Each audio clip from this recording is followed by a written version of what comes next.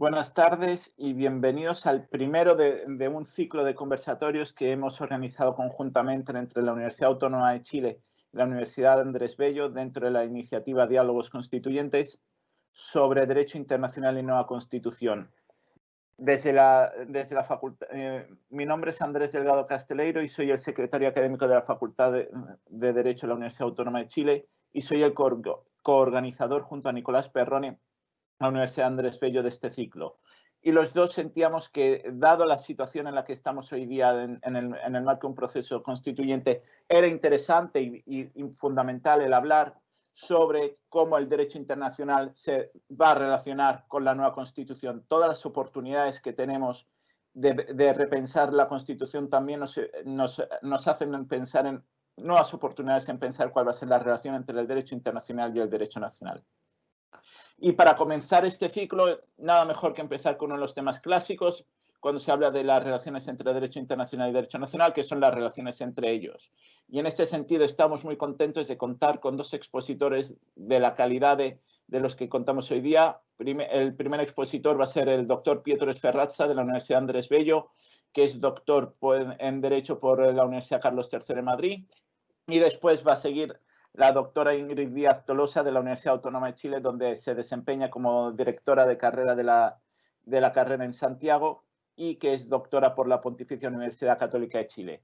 Entonces, lo que queremos sobre todo es fomentar una discusión, fomentar una conversación, un diálogo sobre estos temas y sin más dilaciones vamos a darle la palabra a Pietro para que comience con la primera parte de la exposición, que va a ser sobre unos aspectos más generales entre las relaciones entre el derecho internacional, el derecho nacional y la Constitución. Muchas gracias, Pietro. Adelante.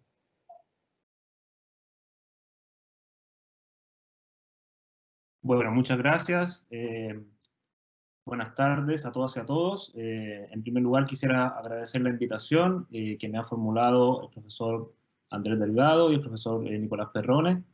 Estoy muy honrado de estar en este evento académico, lo conversábamos antes de comenzar, en verdad es sin duda alguna uno de los temas más relevantes, o sea, el proceso constituyente evidentemente es uno de los temas más relevantes de la actualidad en lo que se refiere a los estudios jurídicos y quizás creo, no quizás, sino que creo que el deber un poco de los y las académicos y académicas es intentar reflexionar sobre estos temas, explicarlos de una manera sencilla a la comunidad política, eso porque muchos de estos temas son temas técnicos, y también, cuando llegue el momento, ponerse a disposición e intentar aportar a la discusión en el seno de la Convención Constitucional, dando quizás las propias opiniones o presentando algunas propuestas. Voy a compartir una presentación, a ver si todo funciona bien.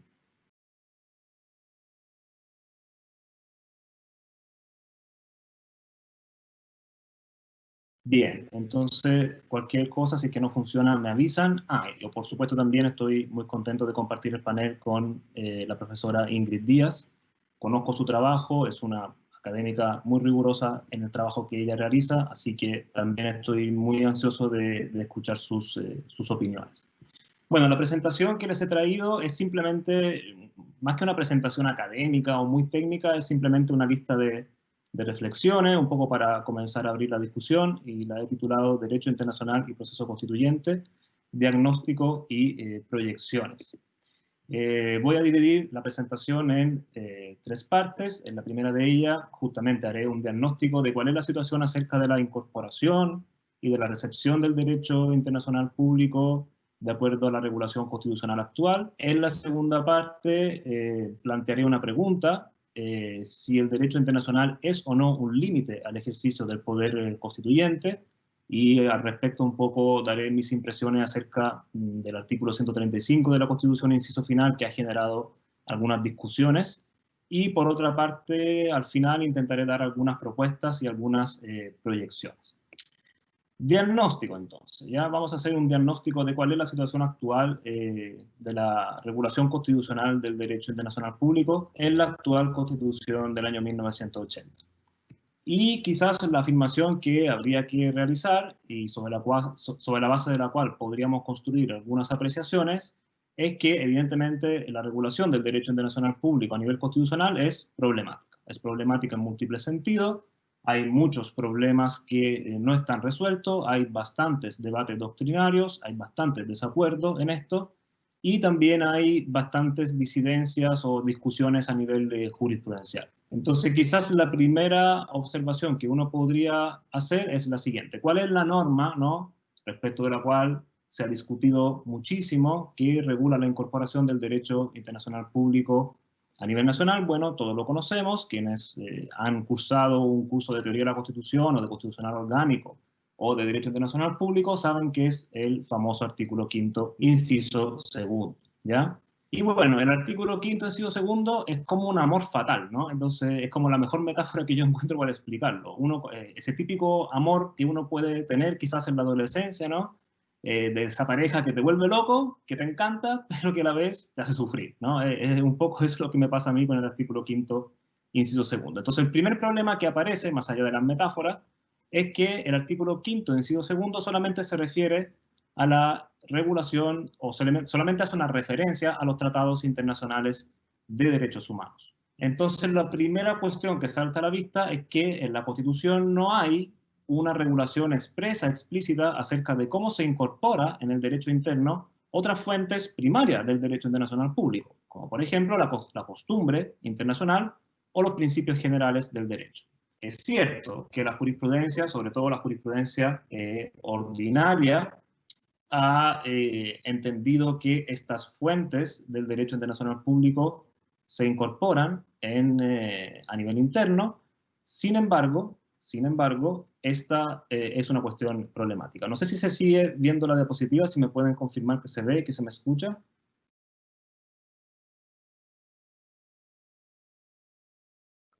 Todo perfecto, Pietro. Vale. Bien, entonces volvemos con la diapositiva. Un segundo problema tiene que ver con una cuestión que también ha sido muy discutida y se refiere al tema de la jerarquía de los tratados. En relación con los tratados de derechos humanos, esta cuestión es especialmente problemática y yo diría que nos encontramos con una suerte de situación bipolar, ya por decirlo de alguna manera. Por un lado, la jurisprudencia de los tribunales ordinarios, por todos, la Corte Suprema ha aceptado que los tratados internacionales de derechos humanos tienen un rango constitucional y que por lo tanto priman por sobre fuentes del derecho infraconstitucionales. Y por otro lado, la jurisprudencia del Tribunal Constitucional, cuando se ha tenido que pronunciar de una manera directa respecto de estos problemas, ha señalado claramente que los tratados internacionales de derechos humanos tienen un rango jerárquico normativo infraconstitucional o derechamente legal. Y esto es un problema, porque nos encontramos con el máximo exponente de la judicatura ordinaria sosteniendo una tesis y, por otra parte, el Tribunal Constitucional sosteniendo una tesis que es contradictoria, ¿no? Y esto, obviamente, no puede más que evocarme a mí la figura de este personaje, el personaje principal de la película extraordinaria de Kubrick, ¿no?, del Resplandor, que es Jack Torrance, protagonizado por Jack Nicholson, ¿no? Entonces, es típico personaje que está muy loco, digamos, y que, claro, lo que él quiere hacer todo bien, pero su propia naturaleza se lo impide, digamos. Entonces, nos encontramos con esta situación esquizofrénica o bipolar, que a mí, desde mi punto de vista, es extremadamente problemática, y llevamos discutiendo acerca de la jerarquía de los tratados internacionales de derechos humanos desde la reforma constitucional del año 1989, y recordemos todos y todas que fue en esa reforma que se agregó la parte final al artículo 5º, inciso 2, que hace referencia a esta cuestión. Ya entonces, después de tanta discusión, más de 20 años, 30 años discutiendo esto y todavía no resolvemos este problema. ¿Por qué otras razones la incorporación o la regulación del derecho internacional público es problemática? Bueno, no hay ninguna claridad, yo diría, o por lo menos hay mucha discusión acerca de la función interpretativa que el derecho internacional de los derechos humanos debería cumplir a nivel interno. Y planteemos esta cuestión a lo menos respecto de los dos sistemas internacionales de protección que se le aplican a Chile, el sistema interamericano y el sistema universal. Respecto al sistema interamericano, todos sabemos que la Corte Interamericana, desde hace bastante tiempo, y específicamente desde el caso Almonacid, ha venido sosteniendo la tesis del control de convencionalidad, es decir, esta tesis de acuerdo a la cual los estándares que la Corte construye a través de su jurisprudencia son aplicables no solamente al Estado que es condenado en el caso concreto en que esos estándares se elaboran, sino que también son obligatorios para el resto de los estados del sistema, para el resto de los estados que han reconocido la competencia de la Corte y han ratificado la Convención. En Chile el control de convencionalidad se aplica, pero se ha aplicado por parte de la Corte Suprema, el Tribunal Constitucional. Algunos autores han señalado que lo ha aplicado, yo tengo dudas con eso, es decir, es cierto que en alguna sentencia el Tribunal Constitucional evoca o alude al derecho internacional de los derechos humanos para pronunciar y para fundamentar su sentencia, pero tampoco está del todo claro que el Tribunal Constitucional adhiere a la teoría del control de convencionalidad. Y quizás la cuestión es más problemática aún respecto de la práctica de la Comisión Interamericana de Derechos Humanos. No hay mucha jurisprudencia, a mi juicio, acerca del valor jurídico que, por ejemplo, tienen los informes de fondo de la Comisión Interamericana, o tampoco hay mucha jurisprudencia, yo diría, acerca de la obligatoriedad jurídica de las medidas cautelares que la Comisión Interamericana podría decretar. Y respecto al sistema universal, quizás la cuestión es aún peor. No hay mucha jurisprudencia acerca del valor jurídico, por ejemplo, de las decisiones emitidas por los comités de Naciones Unidas, y menos aún acerca de la práctica de los diferentes órganos que integran los procedimientos extraconvencionales. No es que no se invoquen, sí se invocan, pero la discusión al respecto creo que es bastante pobre a nivel interno, tanto desde el punto de vista doctrinario como desde el punto de vista jurisprudencial. Y otro gran problema tiene que ver con el cumplimiento de las resoluciones, sentencias y decisiones, tanto de los tribunales internacionales de derechos humanos, sobre todo de la Corte Interamericana, pero también de otros órganos internacionales de supervisión. Estoy pensando en la Comisión, por ejemplo, no sé, en un informe de fondo o en un acuerdo de solución amistosa de la Comisión, y también estoy pensando en las decisiones de los comités. De hecho, este problema se hizo bastante evidente, bastante patente, cuando hubo que decidir cómo se hacían efectivas las medidas de reparación del caso Lonco, del caso Marín Catrimán en contra de Chile. No puedo detenerme sobre eso, puede que en la discusión podamos tratar un poquito más en profundidad esto, y claro, ahí la Corte Suprema, si bien es cierto que aplicó estándares de derecho internacional de los derechos humanos, si bien es cierto que dio cumplimiento al fallo, la manera en que lo hizo fue un poco sui generis, por decirlo de una manera polite y elegante. Y en el fondo, a través de ese mecanismo al cual la Corte Suprema acudió, que en el fondo fue un acuerdo del Pleno, ¿no? Para poder hacer efectiva la sentencia, claro, lo que yo me cuestiono o lo que yo me pregunto es cuándo vamos a tener un debate serio acerca de cómo regular a nivel interno el cumplimiento de las decisiones y resoluciones de tribunales y órganos internacionales de derechos humanos, ¿ya? Entonces esto me evoca un poco la película Memento, ¿no? Este señor, el protagonista de la película Memento, es como un poco la metáfora de los tribunales actuales, es decir, hay que recordarle todo el tiempo a los tribunales que el derecho internacional de los derechos humanos existe, que forma parte de nuestro ordenamiento jurídico, y que los estándares también son obligatorios y que las decisiones que emiten y pronuncian también son obligatorias. Y también atendiendo a un último problema, que quizás se refiere un poco más a la cuestión orgánica, no tanto a la parte dogmática de la Constitución, tiene que ver con las reglas constitucionales acerca del procedimiento de incorporación de los tratados. Esto puede ser un poco aburrido, pero a mi juicio también hay que tenerlo en cuenta de cara al proceso constituyente. En el proceso de incorporación de los tratados, creo que el presidente de la República, en este sistema asfixiantemente hiperpresidencialista que tenemos, tiene demasiadas facultades, por ejemplo, en relación con las reservas y en relación con las denuncias. Ahí el Congreso tiene facultades muy limitadas, no son facultades vinculantes, y esto yo creo que hay que revisarlo. Y obviamente esto me evoca a la figura de Darth Vader, es decir, el hiperpresidencialismo chileno me recuerda a este personaje de la Guerra de las Galaxias, sobre todo durante la vigencia del actual gobierno.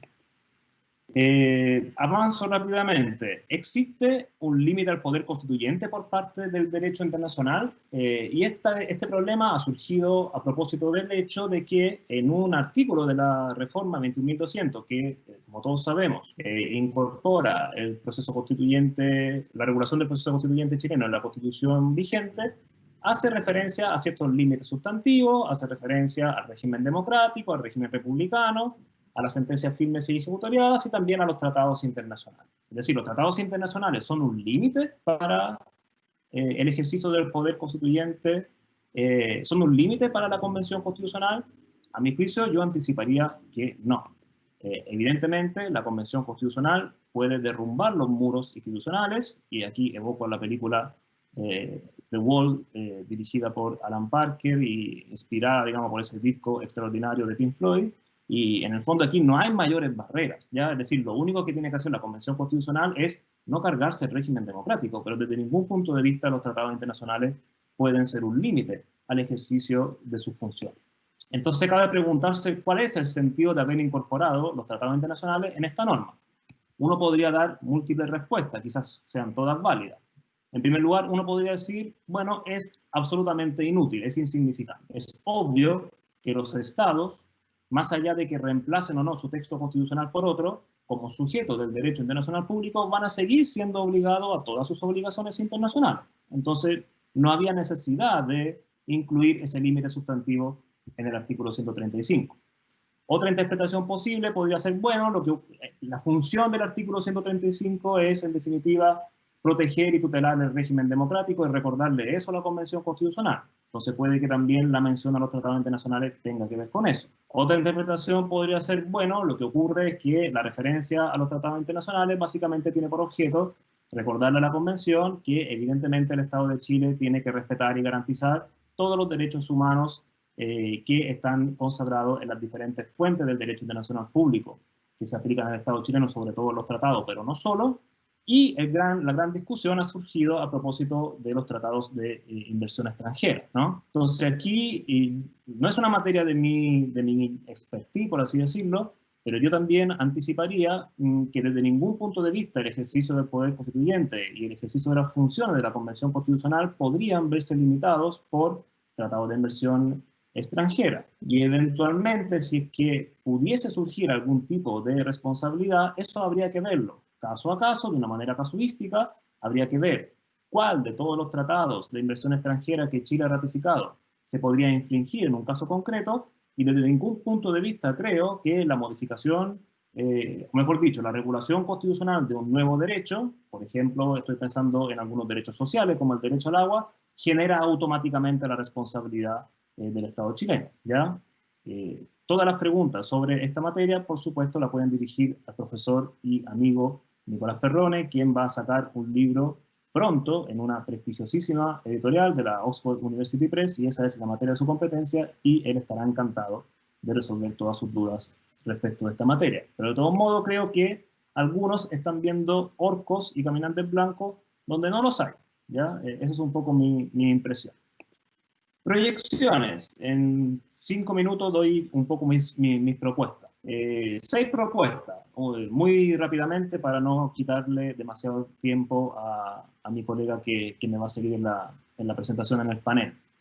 A ver, yo creo que es indispensable, urgente y apremiante regular de una manera clara la recepción del derecho internacional de los derechos humanos en el nuevo texto constitucional. Hay que incluir, a mi juicio, una cláusula general en que Chile, evidentemente, se compromete al cumplimiento de sus obligaciones internacionales, sobre todo respecto de las obligaciones internacionales en materia de derechos humanos. A mi juicio, creo que no hay que renunciar a regular de una manera expresa la jerarquía de los tratados internacionales de derechos humanos. Aquí podemos tener algunas diferencias con Ingrid, quizás. Creo que llevamos mucho tiempo discutiendo acerca del tema de la jerarquía, y creo que esta cuestión debería ser objeto de regulación expresa en la Constitución. Es decir, hay que decirle a los jueces cuál es, y jueces y juezas, y el resto de los operadores jurídicos, cuál es la jerarquía de los tratados internacionales de derechos humanos, y creo que la mejor solución es otorgar la jerarquía constitucional. Hay que incorporar una cláusula de interpretación conforme, es decir, hay que señalar que el contenido y los límites de los derechos fundamentales tienen que ser interpretados de acuerdo a los estándares internacionales, de acuerdo a los tratados, y sobre todo de acuerdo a los estándares que los tribunales y órganos de supervisión van elaborando a través de su práctica. Hay que incorporar, sí o sí, una cláusula que constitucionaliza el principio pro homine o favor persona, es decir, este principio en virtud del cual se entiende que si existe una contradicción entre una norma internacional y una norma interna acerca del contenido de un derecho, siempre hay que preferir, en el caso concreto,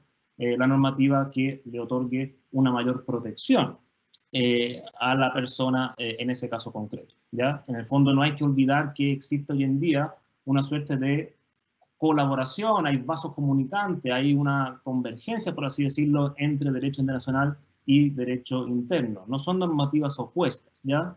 Es decir, son dos sistemas normativos que quizás forman un sistema normativo único en materia de derechos humanos que hay que aprovechar para proteger los derechos en los casos concretos.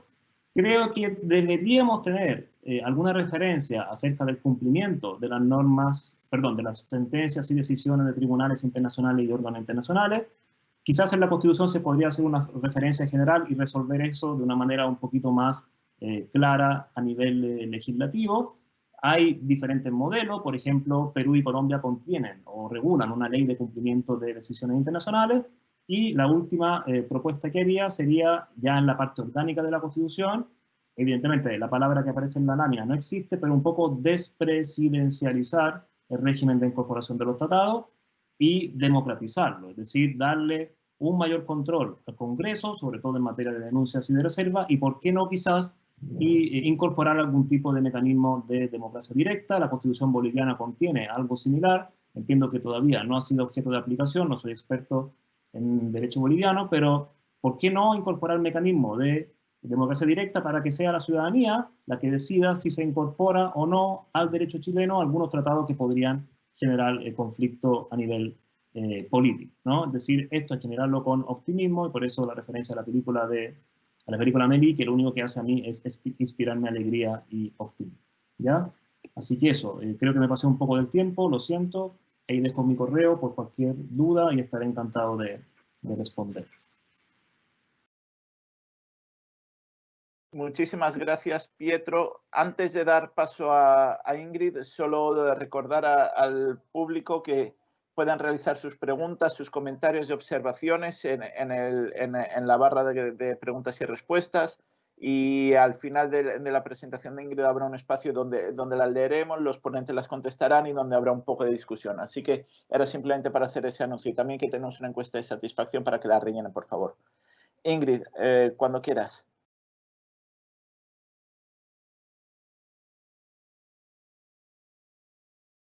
Buenas tardes, muchas gracias Andrés por la invitación que me hicieras para participar en esta actividad, asimismo a Nicolás de la Universidad Andrés Bello, y por supuesto a Pietro, quien me ha antecedido el uso de la palabra. Hizo una muy buena exposición, clara, y que resume y contextualiza muy bien. Ahora a continuación les voy a compartir escritorio.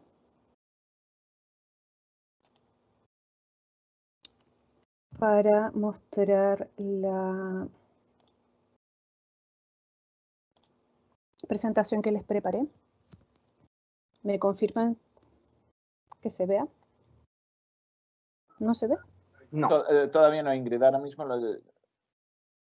ahí sí. Ahora no. Ahí. Casi. Ahí estamos. Ahora perfecto. Sí. Pantalla completa. Perfecto. Bueno, la idea de mi intervención es hacer un poco una bajada práctica acerca de cuál sería la importancia de tratar estas materias de las relaciones entre el derecho internacional y el derecho nacional en la Constitución, y en especial, en el fondo, cuál es el efecto práctico que tiene en cuanto a la aplicación del derecho internacional por los tribunales de justicia. Y para ilustrar un poco la situación, les voy a hacer alusión a lo que ha ocurrido en el derecho migratorio los últimos 10 años. No me voy a repetir de muchas cuestiones que Pietro, como dije, contextualizó muy bien, pero para recordar, ¿no es cierto?, en 1989 se incorporó el inciso segundo al artículo 5, ahí se los dejé transcrito, ¿no es cierto?, para mostrar que efectivamente, como Pietro nos señalaba, solamente se refiere al mecanismo de incorporación de los tratados internacionales, no se refiere a otras fuentes del derecho internacional, y además les agrega el requisito de estar ratificados y vigentes en Chile. Luego, me gustaría destacar que, tratándose del sistema de protección universal de derechos humanos, dependiente, ¿no es cierto?, patrocinado por las Naciones Unidas, Chile ha ratificado y puesto en vigencia los 9 tratados principales del sistema, los cuales son conocidos, ¿no es cierto?, como el núcleo duro de los derechos humanos por las materias que ellos tratan. Así, por ejemplo, aquel que trata sobre la eliminación de la forma de discriminación racial, el Pacto Internacional de Derechos Civiles y Políticos, el que trata en materias económicas, sociales y culturales, discriminación contra la mujer, la prohibición de la tortura, la protección de los derechos del niño, la protección de los trabajadores migratorios, la protección de las personas sujetas a discapacidad y también, ¿no es cierto?, la protección de, ahí no se me alcanza a ver, de desaparición forzada.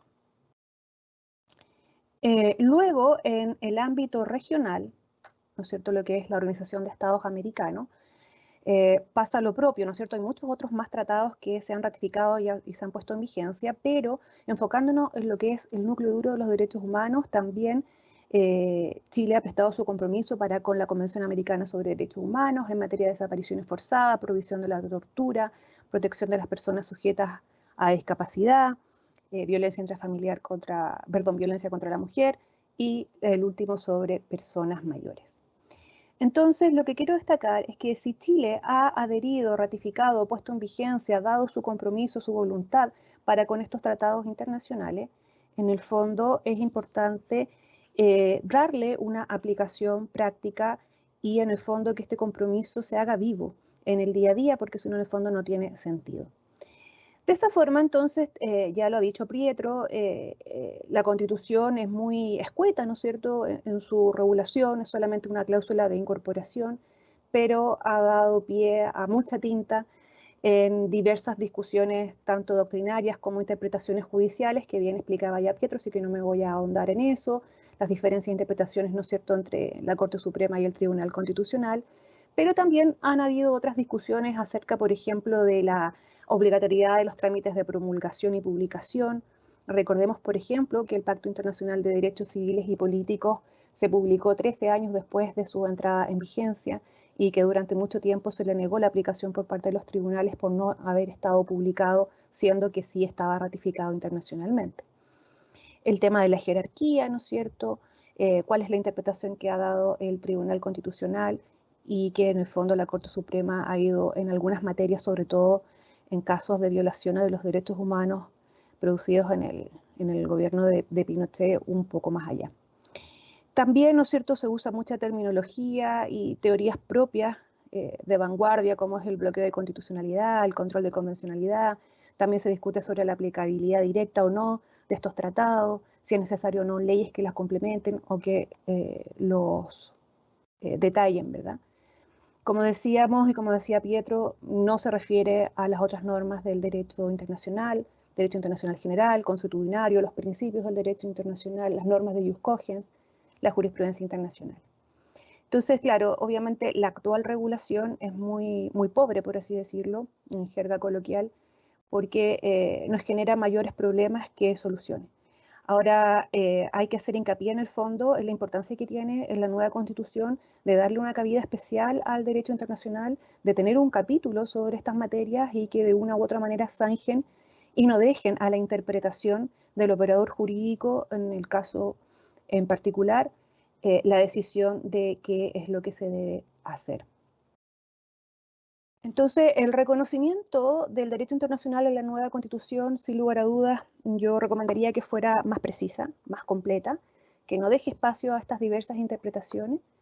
Existen diversas fórmulas, en el derecho comparado uno puede revisar, no es del caso en esta charla revisar aquella, pero sí en términos generales, en mi caso, no me gusta el tema de la jerarquía, tampoco me gusta hablar de control de convencionalidad, ni de preferencia de aplicabilidad de una u otra norma, porque en el fondo ese estilo de redacción confronta lo que es el derecho internacional con el derecho nacional, confronta las ideas de los principios clásicos del derecho internacional en cuanto a la soberanía de los estados, y en ese sentido creo que no construye.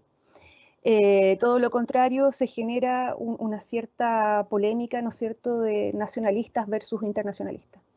Entonces, al menos en materia de derechos humanos, siendo que lo que se persigue por ambas esferas, tanto nacional como internacional, es la protección de la dignidad humana, y la dignidad humana es la misma en todas partes.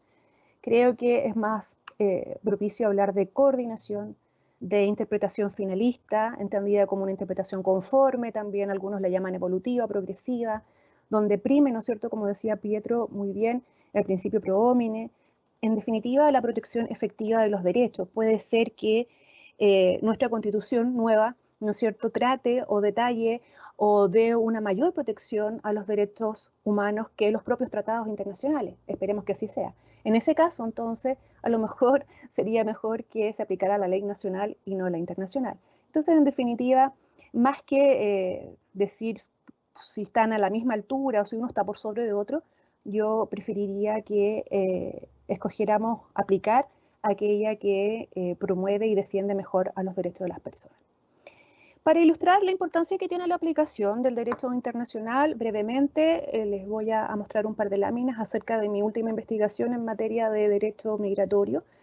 Hice una pesquisa de los últimos 10 años en recursos de amparo en los cuales, ¿no es cierto?, las personas extranjeras reclamaban por expulsiones. En esta muestra son 530 casos, de los cuales el 56% fueron acogidos y el 44% fueron rechazados, o sea, casi la mitad. Ahora, si uno solamente analiza los casos acogidos, y mi enfoque era saber cuánto era la aplicación de las normas internacionales, me encontré que solo en un 18% de los casos acogidos y en un 10% de la muestra total, o sea, solo en 55 sentencias de 530, se aplicó el derecho internacional. Y se aplicó en el sentido que lo menciona, ¿ya? Ahí a mano derecha de la diapositiva está el detalle, ¿no es cierto? Muy poquitas sentencias. La convención que mayormente fue nombrada en ellas fue la Convención sobre Derechos del Niño. Pero luego, si uno hace un análisis más detallado aún, puede ver que solamente en un 28% de los casos fue utilizada la convención como motivo principal para acoger el amparo, en el sentido de que utilizan los principios de la convención para medir la razonabilidad de la medida de expulsión. En todos los otros casos se hace una aplicación, como les digo, solo nombrando la convención como un motivo accesorio o complementario, pero no como la ley decisorialitis. Entonces, es preocupante en el fondo, siendo que Chile ha firmado, ha ratificado, ha puesto en vigencia todos estos tratados internacionales, pero en definitiva demuestran que en materia de derechos humanos nuestro Estado puede ser clasificado como un Estado que reconoce los derechos en el papel, pero que en la práctica los tribunales de justicia es bastante lejano la aplicación que hace de ello. Como reflexiones finales, ¿qué recomendaría yo de cara al nuevo proceso constituyente? Que seamos congruentes con los compromisos que ha adquirido el Estado para con la protección de los derechos humanos y su realización efectiva. Creo que en eso hay que poner acento. Ya no tenemos que ser, como decía, un Estado que reconozca los derechos en el papel, pero que en la práctica los vulnere. Al momento de redactar las cláusulas que se van a incorporar respecto al derecho internacional en la Constitución, debiera diseñarse con una mirada hacia fines prácticos, y con eso me refiero a la aplicación por parte de los tribunales de justicia, y también con el diseño e implementación que debiera hacer la administración de políticas públicas que tengan enfoques de derechos humanos, porque mucho se habla del enfoque de derechos humanos, del enfoque de género, del enfoque de interculturalidad, pero en la práctica, si uno empieza a revisar aquellas políticas públicas, en verdad poquito hay y mucho desconocimiento, falta de información. Entonces, en definitiva, si estamos hablando de la protección de la dignidad humana y la importancia de la reducción de las desigualdades, es muy importante avanzar en formación y capacitación de todos los ciudadanos en materias de igualdad y no discriminación.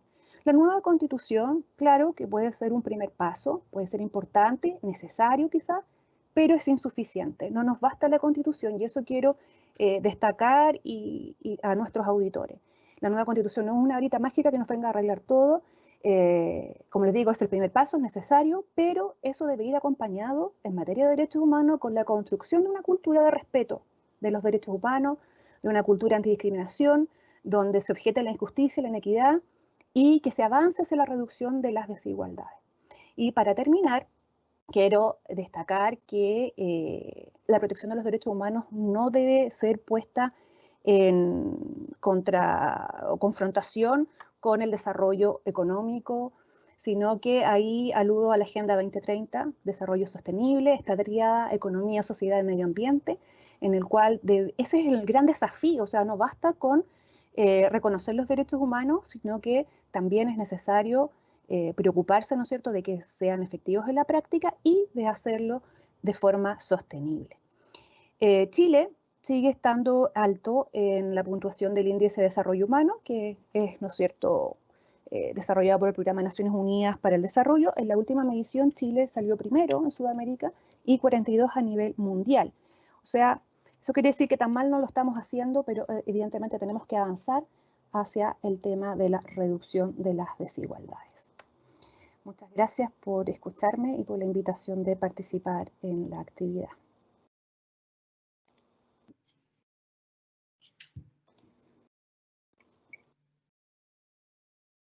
Muchas gracias, Ingrid, por la presentación. Muy interesante y me encantó cómo ibas desde las cuestiones así más generales a analizar un caso concreto, en detalle, rigurosamente. Me parece muy útil ver también la realidad de los tribunales, y no necesariamente solo de la Corte Suprema o el Tribunal Constitucional, sino también de otras cortes, como resolvían en tu caso, casos sobre migración.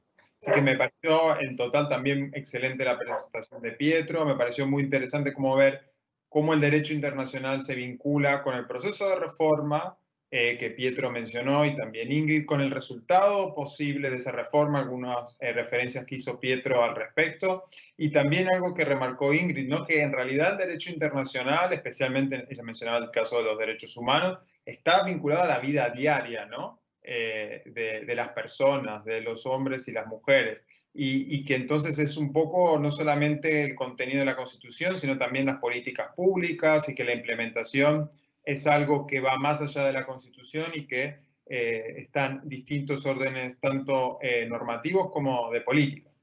Así que les agradezco por la presentación, y también un agradecimiento a Andrés Delgado por haber aceptado organizar este ciclo conmigo, que por ahora va de manera excelente. Yo lo estoy disfrutando mucho y ya tenemos preguntas. Martín pregunta a Pietro, cuando Pietro habla de democratizar la incorporación de los tratados, si esto implicaría abrazar el dualismo como forma de incorporar el derecho internacional en Chile. Pietro. Bien, muchas gracias por la pregunta. No iba por ahí. Puedo contestarlo como desde dos perspectivas. A ver, la discusión entre monismo y dualismo, que es una discusión antigua y de larga data, es una discusión interesante, pero yo creo que es una discusión que para el ámbito de los derechos humanos hay que tenerla en cuenta, pero hay que adoptar enfoques nuevos. Y creo que la posición, por ejemplo, de Ingrid, que de hecho la ha escrito en un artículo que está publicado en la revista de Derecho Internacional Público de la Universidad de Chile, o por ejemplo la posición de Constanza Núñez, que lo ha publicado en la revista User Praxis, es mucho más atractiva y es mucho más, a mí me seduce mucho más. Y en el fondo lo que hay que intentar hacer es justamente entender que en relación con la protección de los derechos humanos hay una suerte de convergencia, hay un puente de comunicación entre el sistema normativo interno y el sistema internacional. Y lo que hay que hacer en los casos concretos es intentar siempre adoptar los estándares que sean más favorables para la resolución del caso concreto, más favorables para la protección de los derechos fundamentales, ya sea aplicando en la normativa interna o la normativa internacional, aplicando la normativa que es más favorable. Entonces, eso en relación con el modelo de colaboración, convergencia, en fin, hay muchos nombres que se le ha dado. Entonces, más allá de obsesionarnos con esta cuestión del dualismo-monismo, yo creo que hay que intentar mirar propuestas un poquito más frescas, ¿ya? O sea, no sé si decantarme hacia el monismo o hacia el dualismo. El dualismo es como propio del sistema anglosajón, de los británicos, ¿no? Por su derecho, que es completamente diferente al nuestro, en fin. Yo prefiero posturas más monistas, Pero más allá, insisto, de esa discusión, creo que va por otro lado. Cuando yo hablaba de democratizar, y aquí viene la segunda perspectiva para responder, me estaba refiriendo al proceso de incorporación en la parte orgánica de la Constitución.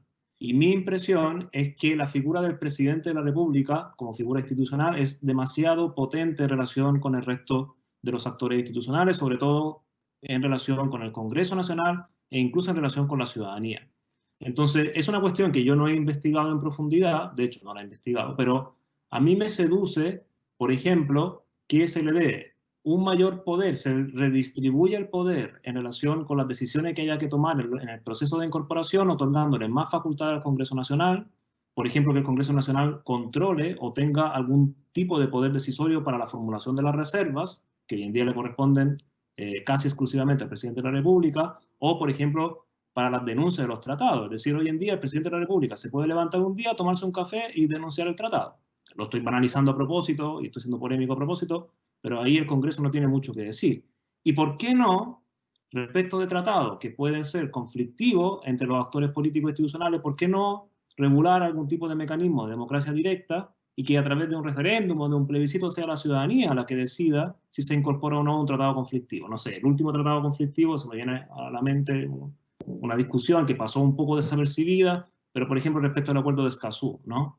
Y el presidente de la República se negó a discutir el tema. Entonces, va un poco por ahí, va un poco por relajar la presencia y el poder del presidente de la República y otorgarle más poder al resto de los órganos, tomando en cuenta como esa advertencia que suena un poco como a mantra, pero que tiene mucha razón de Gargarella, ¿no? Es decir, ojo con obsesionarse con los derechos, con la parte dogmática de la Constitución. Esto también, en un proceso constituyente como el que estamos viviendo, hay que ver la parte orgánica, hay que redistribuir el poder, tenemos que evadir, digamos, este sistema hiperpresidencialista asfixiante, y creo que la reflexión también no solamente se tiene que plantear respecto de otros temas, sino que también respecto de la incorporación del derecho internacional público. Y creo que es una cosa que la academia, por lo menos en Chile, no nos hemos hecho cargo con todo el rigor que se requiere. Y me incluyo, por cierto. Eso. Muchas gracias, Pietro. Y bueno, la importancia también del diseño político, como decías, el balance de poder y la necesidad de poder trabajar con cientistas políticos en ese punto. Hay otra pregunta que me gustaría saber qué piensa Ingrid al respecto. Nos preguntan si en alguna ocasión Chile no ha cumplido con una sentencia de la Corte Interamericana de Derechos Humanos, y si es así, ¿cuáles son la situación, Ingrid? No sé si nos podrías hablar al respecto. Gracias. Sí, lo que pasa es que en materia de cumplimiento, no es que se haga un cumplimiento inmediato de lo decidido por la Corte, sino que en el fondo muchas veces en estas materias es un cumplimiento progresivo y que tarda algún tiempo. Muchas veces ha significado que hemos tenido que modificar nuestra legislación interna, por lo tanto eso puede tardar mucho más tiempo. Ahora, este año, mediados de mayo, junio, el Observatorio de Supervisión de Cumplimiento de las Sentencias Internacionales emitió un informe al respecto de cómo los estados han estado cumpliendo con las sentencias. Y en ese caso Chile salió con un 59% de cumplimiento.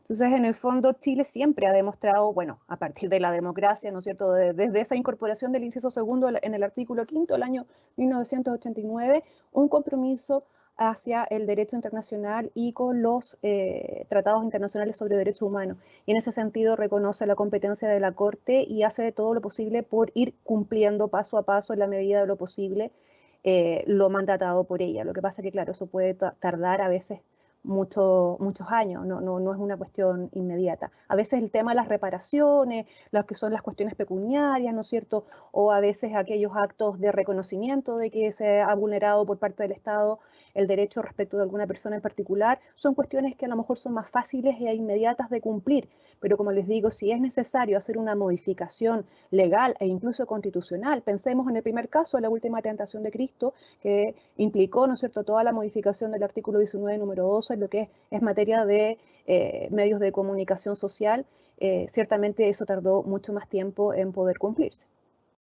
¿Qué decir con el caso Almonacid, ¿no es cierto?, y todo lo que ha significado respecto de la aplicación o no aplicación del decreto de ley de amnistía? También ahí ha ido una evolución paulatina también de cómo los propios tribunales nacionales han ido dando aplicación a lo mandatado por la sentencia. Muchas gracias, Ingrid. Andrés, por favor, claro.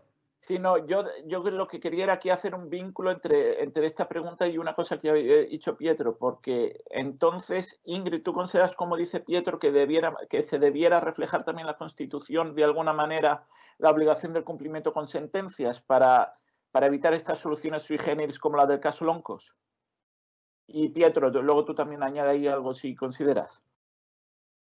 Claro, lo que pasa es que desde una mirada amplia de incorporación automática, de realización de los derechos humanos y todo ese discurso, digamos, las sentencias internacionales también son fuentes del derecho internacional y en ese sentido las sentencias no solamente resuelven el caso en particular, sino que tienen efectos reflejos que irradian al resto del sistema de justicia en el fondo. Entonces, en ese sentido, debiese hacerse un seguimiento de esas doctrinas de la jurisprudencia. Lo que pasa es que, claro, debiera, como decía en mi presentación, precisarse. Eso es lo ideal, para no dejar la puerta abierta a interpretaciones por parte de los operadores jurídicos. Y así asegurarnos, en el fondo, que haya una aplicación efectiva. Pietro, no sé si querías agregar algo. Sí, no, yo estoy de acuerdo con lo que dice Ingrid, absolutamente. A ver, lo que dice Ingrid es cierto, es decir, no hay que perderse las decisiones de los comités y las sentencias de la Corte Interamericana, sobre todo, ya que son sentencias que emanan de un órgano jurisdiccional internacional, son obligatorias para el Estado de Chile, tienen un valor jurídico vinculante, por lo tanto tienen que ser cumplidas. Entonces, vamos despejando cosas, ¿ya? Tienen cosas juzgadas internacional, de hecho la sentencia de la Corte Interamericana lo establece la misma convención en un artículo, en el artículo 68, en fin, ¿ya? A mí me preocupa, a ver, aquí estamos entre internacionalistas, ¿no?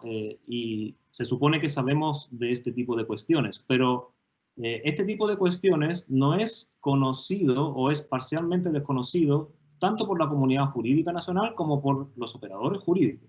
Es decir, yo tengo muchas dudas de que todos los jueces y juezas de Chile tengan como súper claro lo que dijo Ingrid, ¿ya? Entonces creo que la Constitución, ya que estamos en este proceso, tiene que encargarse de intentar reducir estas incertidumbres. Y si bien es cierto que quizás la Constitución no tiene que determinar el modelo de cumplimiento de las sentencias y de las decisiones, pero sí podría tener una cláusula general señalando que tales sentencias y decisiones son obligatorias. Y luego lo que se podría hacer sobre la base de esa cláusula general es quizás regular a nivel legislativo un modelo de cumplimiento. Hay muchos modelos, se ha discutido bastante, ¿no? Por ejemplo, el modelo colombiano, el modelo peruano es legislar, ¿no? Legislar y determinar cómo se cumple una medida de indemnización, cómo se cumple tal cosa, cómo se cumple una decisión de la Corte que dice que hay que, entre comillas, dejar que una sentencia que tuvo cosas juzgadas a nivel interno deje de surtir efecto, que fue un poco lo que pasó en el caso Lonco. Respecto al caso Lonco, y con esto termino, a ver, yo rescato ya mucho la decisión de la Corte Suprema. La Corte Suprema no se perdió. Entendió que la decisión del caso Marín Catrimán era una decisión que tenía cosas juzgadas internacional y la aplicó y la hizo efectiva, ¿ya? Lo que yo quería decir, y quizás lo dije de una manera demasiado rápida, es que cuando se discutió esa cuestión entre quienes nos dedicamos un poco a estar atentos a este tipo de cuestiones, claro, todos nos preguntábamos, a ver, pero ¿cuál es el mecanismo que existe en el derecho interno como para poder cumplir la sentencia? Entonces, lo que la Corte Suprema hizo fue hacer una reunión del Pleno, ¿no es cierto? Hizo una audiencia pública y emitió una suerte de verdicto, que es una cosa un poco rara, ¿no? Y en ese verdicto dijo, ya, si esto es obligatorio. Ya, pero hay muchos otros casos que quizás no tienen la connotación pública como ese caso, que quedan un poco en la nebulosa. Por ejemplo, un ejemplo que conozco de primera fuente para que se entienda un poco, para que nuestros auditores y auditores entiendan. Yo conocí, no participé, pero me preguntaron por un caso de una medida provisional dictada por el Comité de Derechos del Niño, ¿ya? Un caso que no tuvo presencia en la prensa, en fin, y lo que hizo el juzgado de familia fue cargarse, digamos, la medida previsional y aplicar la sentencia interna que se había dictado antes de la medida previsional. Y no cumplió la medida previsional. Si tuviésemos un modelo claro de cumplimiento de decisiones y resoluciones de órganos y de tribunales, esta cuestión cambiaría. Entonces, Tampoco esto hay que regularlo con el casuismo extremo, pero sí deberíamos tener criterios claros de cumplimiento. Eso es un poco mi opinión. Muchas gracias, Pietro, por la pregunta, también por la respuesta, también a Ingrid y Andrés. Claramente, ¿no? Cada uno de estos temas uno va encontrando el detalle y la práctica y van surgiendo cosas, ¿no? Y que apunta a lo que mencionaba Ingrid, ¿no? En algún momento, de que el derecho internacional está presente en muchísimos ámbitos del sistema jurídico y también de la vida política de Chile y de todos los países en la región. Acá tenemos una pregunta tanto para Ingrid como para Pietro. A ver, nos pregunta, primero felicita a los ponentes, también me sumo a esa felicitación, y pregunta de qué manera creen que debería aplicarse el control de convencionalidad interno en Chile y si debería ser de conformidad a las directrices de la Corte Interamericana de Derechos Humanos, pero al mismo tiempo teniendo como referente el sistema jurídico interno. No sé si Ingrid, Pietro, ¿quién quiere responder? Ingrid. Como decía, no me gusta mucho la terminología de control de convencionalidad, porque confronta el sistema internacional con el sistema interno. Mi postura es más bien que debe tratar de hacerse una aplicación de ambos y de armonizarlo, porque siendo, como digo, el fundamento que hay detrás, la protección de la dignidad humana, no hay tanta variación entre uno y otro. Claro, el problema puede ser que nuestras leyes sean contrarias a lo que señalan los tratados internacionales y en ese sentido, de conformidad al principio pro homine, debiera aplicarse a los tratados internacionales. Entonces, más que dar una solución ex ante, yo me iría a revisar el caso en particular, en concreto, y en ese caso revisar qué beneficia más al afectado. Muchas gracias, Ingrid. Pietro, no sé si quisieras agregar algo.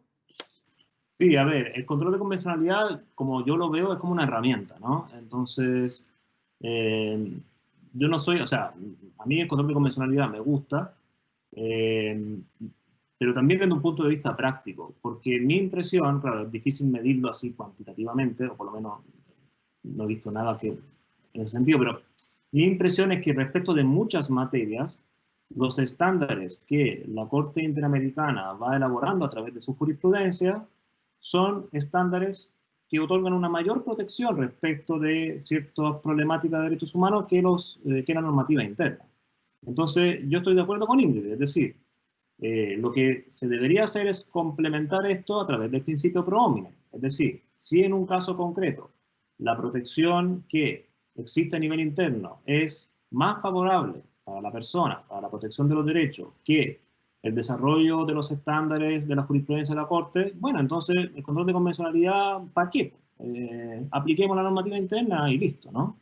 Pero mi impresión es que en muchas materias los estándares de la Corte Interamericana son mucho más protectores. Entonces, si eso es así, un poco intentando compatibilizar y llegando a un acuerdo con lo que dice Ingrid, entonces apliquemos interpretación conforme o, en fin, o principio pro homine, y bueno, si la normativa interna es más favorable, el control de convencionalidad no tiene mayor sentido, en el caso concreto. ¿Ya? Coincido con lo que dice Ingrid. Bueno, porque hay que considerar que podría ser que en el proceso constituyente se decidiera por un catálogo de derechos fundamentales que fuera más amplio que los actuales tratados internacionales. Entonces, en ese sentido, ahí pasaría a segundo plano el tema del control de convencionalidad absolutamente. Y eso sería lo deseable. Bueno, muchas Por eso gracias. no se puede dar una respuesta ex ante. Claro. Y además de eso, Ingrid, como agregando un poco, más allá del catálogo de derechos y cuán amplio es el catálogo, también hay una cuestión de la interpretación, ¿no?, de esos derechos. No sé sobre eso, si eso cambia en alguna medida la postura que ustedes tengan, en la medida en que tanto los jueces nacionales como los jueces internacionales pueden interpretar esos derechos de manera más extensiva o más restrictiva, ¿no? No sé si eso cambia en alguna medida su posición o piensan lo mismo.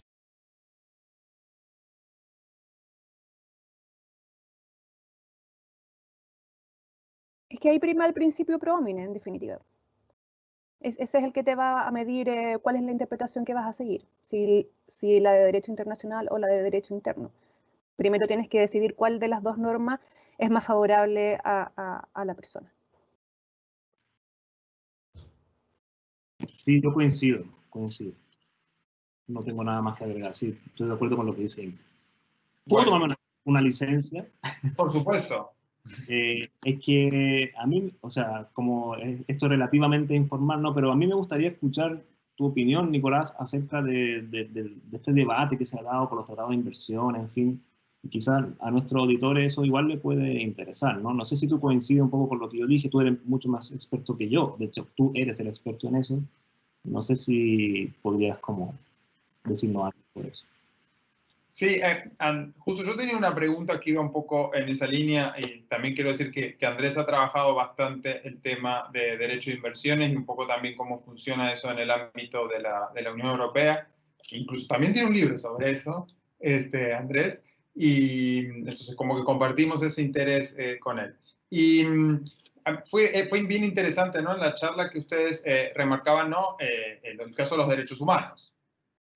Cuando el derecho internacional, como sabemos, bueno, hay una serie de normas desde cuestiones limítrofes a cuestiones económicas, ambientales y muchas de esas también, ¿no? De gran importancia para la vida de las personas y la vida política de los países y la construcción de política, como mencionaba Ingrid, lo que ocurre en el ámbito de derechos humanos también ocurre en otras áreas. Por ejemplo, las cuestiones de inversiones o de comercio. Y como ustedes saben, Chile tiene vigentes 26 tratados de libre comercio y más de 30 tratados de protección de inversiones. Tiene más de 50 firmados, ¿no? Pero solamente vigentes son más de 30, creo que 36 o 37. Entonces hay también, ¿no? una serie importante de esos tratados y en la relación entre el derecho interno y el derecho internacional. Bueno, el derecho internacional no es solamente una parte de ¿no? los derechos humanos, sino todo ese derecho internacional. Y ¿cómo ha resuelto esto, por ejemplo, la Corte Interamericana de Derechos Humanos? ¿No? En el caso Saguayhuamátza contra Paraguay, de esta comunidad del pueblo originario, demandó al Paraguay, como para un poco responder a tu pregunta, Pietro, con un caso concreto que me parece importante también tenerlo en cuenta. La posición de la Corte Interamericana cuando Paraguay contestó que no podía cumplir con una cuestión que se había comprometido y que era necesario hacerlo para cumplir con sus obligaciones de derechos humanos, el punto de vista del Paraguay era que no podía hacerlo porque hacerlo significaba infringir el derecho del inversor extranjero, que era un inversor alemán. Había un tratado de protección de inversiones entre Alemania y Paraguay. Y entonces la respuesta de la Corte Interamericana era que no podía ser eso. Esa interpretación no era posible. No era posible que los dos tratados fueran inconsistentes y que en el peor de los casos primaba la Convención Interamericana. Pero fíjense, en ese caso no es que era imposible cumplir.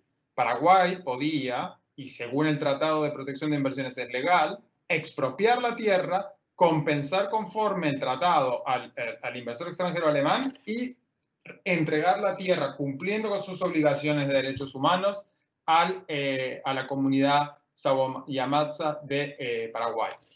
Entonces, como para concluir un poco, creo que hay que ir, como vos decías, Pietro, punto por punto. No es que los tratados de protección de inversión tienen la misma aplicación a todas las situaciones y a todos los casos, la misma. En este caso, por lo que dice el Tratado de Inversiones, había que hacer una compensación. Pero en otros casos quizás no hay que hacer una compensación, en otros casos quizás la acción del Estado es una acción legítima, regulatoria, dentro del marco del tratado. Entonces yo creo que no es algo que hay que discutir en este momento, sino que es algo que discutir una vez que está la reforma, una vez que hay un texto más o menos consolidado y que uno puede más o menos ahí a partir de ahí ir viendo si pudiera haber alguna consecuencia. Pero en términos de lo que es el proceso de reforma es algo que no se puede hacer de antes, porque no sé, es algo que algún sepa qué va a decir la nueva Constitución, pero yo al menos no lo sé. Entonces no puedo hacer este análisis que pudo hacer la Corte Interamericana en el caso que les mencionaba. Quizás, no sé si Andrés quiere agregar algo que también trabaja el tema. Yo completamente de acuerdo con lo que tú dices, Nicolás, y yo solo agregaría dos cosas sobre ese límite del 135. Yo creo que en cierta medida lo que tenemos que ver el artículo 135 es como un límite del poder constituyente, de la perspectiva, de la misma manera que se intenta dejar claro que el poder legislativo no va a ser sustituido por el constituyente y que la única labor del constituyente va a ser redactar la Constitución. Con el 135 es lo mismo, no va a poder el constituyente derogar los tratados, porque sí, es decir, no se puede arrogar un poder orgánico que si bien ahora reside en el presidente, yo soy de la opinión, y Pietro en cierta manera, yo creo que tú también, que es de la idea del paralelismo en la conclusión de los tratados internacionales, donde de la misma manera que si el Parlamento interviene para la conclusión, debe intervenir también para la denuncia y para terminarlo. Entonces yo creo que ese es el objetivo del artículo 135. Luego, las distintas interpretaciones que hacemos de lo que puede o no puede hacer la Convención Constituyente sobre los tratados de libre comercio, lo que dice Nicolás es eso, hay que ir caso por caso, y hay límites muy grandes, pero que serían límites al final que son los mismos de los derechos humanos. Es decir, la Corte Interamericana no te reconocería nunca una expropiación sin compensación. Y eso sería un límite claro, que también sería un límite que violaría los tratados de libre comercio. Entonces, en ese sentido, hay límites grandes, pero que son los mismos límites que tienen los tratados de derechos humanos en ese sentido. Los detalles más pequeños, donde hay divergencias, habría que ir caso por caso, como dice Nicolás, a ese respecto. Sí, no sé si alguien quiere, están siendo las 7. Habíamos pensado, Andrés, ir hasta las 7, pero si sí, alguien... habíamos pensado hacer 1 hora, pero si alguien quiere seguir un poquito más, seguimos. Pero la idea era hacer un evento de 1 hora. Ingrid o Pietro quieren agregar algo, ustedes son nuestros expertos, así que nos gustaría escuchar quizás unas últimas palabras. No, un poco del hilo de lo que planteaban ustedes, es decir, aquí es súper importante aprovechar estas instancias de reflexión para desterrar mitos. Es decir, la figura de los orcos y de los caminantes en blanco no existe, o sea, eso es ficción. Hay que ir caso por caso, y algunos sectores, a mi juicio, de una manera malintencionada, por decirlo de una manera polite, han intentado ver orcos y caminantes blancos donde no los hay. ¿Ya? Entonces, súper importante dejar que la Convención Constitucional discuta los temas que tenga que discutir, ¿ya? Y luego, cuando tengamos propuestas de texto particulares, ahí se verá, ¿no? Como tú mencionabas, Nicolás, hay muchos tratados de inversión, me imagino que son relativamente distintos entre sí, y desde ningún punto de vista la regulación constitucional, por ejemplo, de un derecho social, acarrea o trae aparejada de una manera automática, que como algunos han pretendido señalar entre líneas, la infracción de un tratado de inversiones. Eso es una auténtica locura y sin sentido. Entonces eso hay que decirlo con todas sus letras, ¿ya? Y creo que es importante aprovechar estas instancias para aclararle a los auditores y las auditoras que eso no es así. Eso, básicamente. Ingrid, por favor. Claro, quisiera volver a reforzar la idea de que protección de derechos fundamentales no es antagónico con desarrollo económico, y que ese es el desafío, justamente, el poder encontrar, ¿no es cierto?, un equilibrio entre la protección de los derechos humanos y del desarrollo sostenible, no solamente de la economía, sino que también preocupándonos por la protección del medio ambiente. Muchas gracias, Ingrid. Y es cierto recordar, ¿no?, en este momento con la crisis climática que vivimos en el mundo, la importancia del tema del cambio climático y el tema ambiental. Gracias por recordárnoslo, Ingrid. Gracias también a Pietro por su exposición, a Andrés por las preguntas, la moderación y el trabajo conjunto en poner el ciclo en marcha, y a Víctor, que está con su colega ahí ayudándonos con la parte técnica. Yo soy muy malo con eso, si no fuera por ellos estaría ahogado. Así que les agradecemos a todas y todos por acompañarnos. También entonces a Héctor, que estuvo con Víctor trabajando en la parte técnica, y los esperamos para el próximo debate, ciclo, que este ciclo continúa el jueves próximo también a las 6 de la tarde, donde vamos a estar hablando de la relación más específica de derechos humanos y también tema de derechos sociales, derecho nacional, derecho internacional, con la moderación de Tania Bush de la Universidad Andrés Bello y la participación de Daniela Méndez, Cristian Viera y Juan Pablo Solís. Díaz. Así que muchas gracias y los esperamos. Gracias a todas y todos. Hasta luego.